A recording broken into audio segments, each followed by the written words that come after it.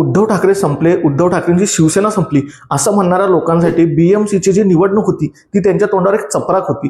आता तुम्ही म्हणाल बीएमसी मध्ये ठाकरे तर हारले, मग मी हे का म्हणतोय?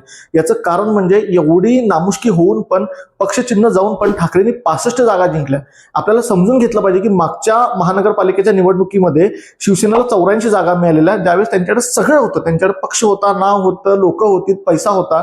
पण यावेळेस मात्र ते 65 जागांवर येऊन थांबलेले आहेत, ज्यावेळेस त्यांच्याकडे यातलं काहीच नाहीये. यातून दिसतं की जो हार्डकोर शिवसैनिक आहे, ज्याला आपण मराठीत हाडाचा शिवसैनिक म्हणतो, तो अजून पण ठाकरेंबरोबर उभा आहे. बाकीच्या महानगरपालिकेत हे झालं नाही. जिथे लोक निघून गेली, ठाकरेंना सोडून गेले, तिथे त्यांची लोक त्यांच्याबरोबर निघून गेली.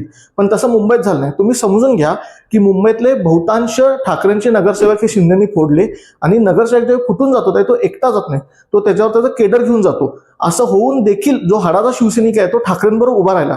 याच्यातून दिसतं की ठाकरेंनी जे मुद्दे उचलले, मग ते मराठीचे असू दे किंवा अजून दुसरे डेव्हलपमेंटचे असू देत, या सगळ्यांवर लोकांनी त्यांना मतदान केलं, लोक त्यांच्या पाठीशी उभे आहेत. आता ह्याचा आपल्याला इफेक्ट दिसत नाही, पण लॉंग टर्म मध्ये आपल्याला असं दिसेल की ठाकरे जर ते मुद्दे घेऊन चालत राहिले, त्यांनी एक चांगलं ऑपोजिशन म्हणून जर बीएमसी मध्ये आपली भूमिका बजावली, तर येणाऱ्या पुढच्या बीएमसी निवडणुकीत ते परत चांगला परफॉर्म करू शकतात, परत एकदा सत्ता त्यांना मिळू शकते. आणि हे जर असं झालं तर त्याच्यातून दिसेल की ठाकरे बॅनर, ठाकरे ब्रँड हा संपलेला नाहीये. आपल्याला माहिती आहे की एकनाथ शिंदेनी सगळं केलं, त्यांनी नगरसेवक फोडले, त्यांनी जे काय करता येईल भाजपची साथ दिली, पण एवढं करून पण त्यांना तेवढे नगरसेवक नाही निवडून आणता आले. म्हणजे शिवसेना माझी हे म्हणणाऱ्या एकनाथ शिंदेना मुंबईत मात्र मोठा झटका बसला.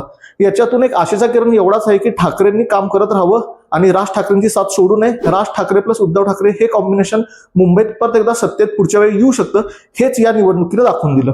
तुम्हाला आमचे व्हिडिओ कसे वाटत हे मला नक्की सांगा. आमच्या चॅनलला सबस्क्राईब करा. धन्यवाद.